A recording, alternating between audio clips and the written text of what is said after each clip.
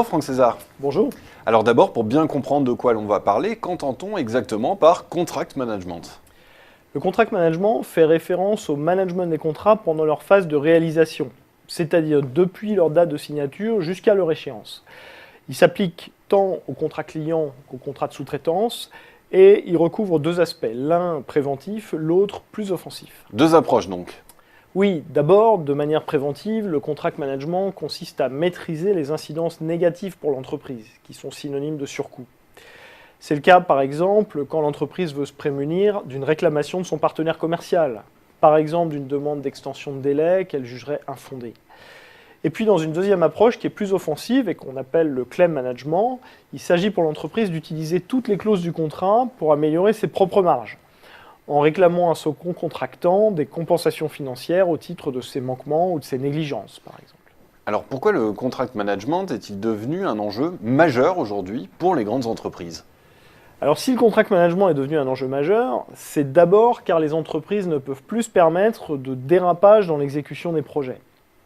La marge prévisionnelle doit être sécurisée, ce qui suppose non seulement de tenir ses engagements, ses coûts, ses délais, c'est ce qu'on appelle le fameux QCD, mais aussi de saisir les opportunités de répercuter à son co-contractant les coûts qui lui sont imputables.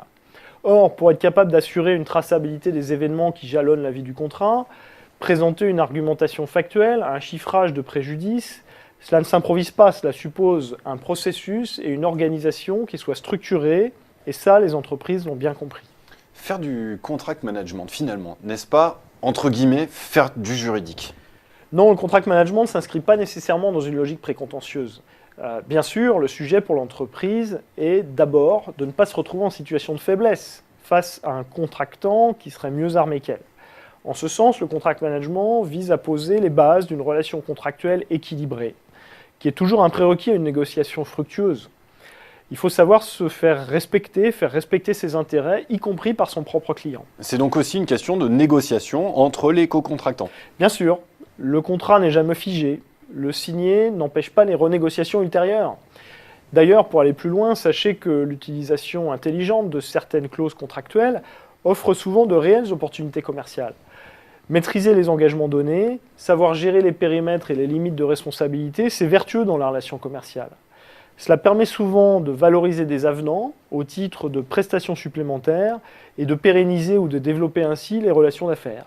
Eh bien Franck César, merci de votre éclairage d'expert sur ce sujet de plus en plus important pour les entreprises qu'est le contract management. Merci encore. Merci.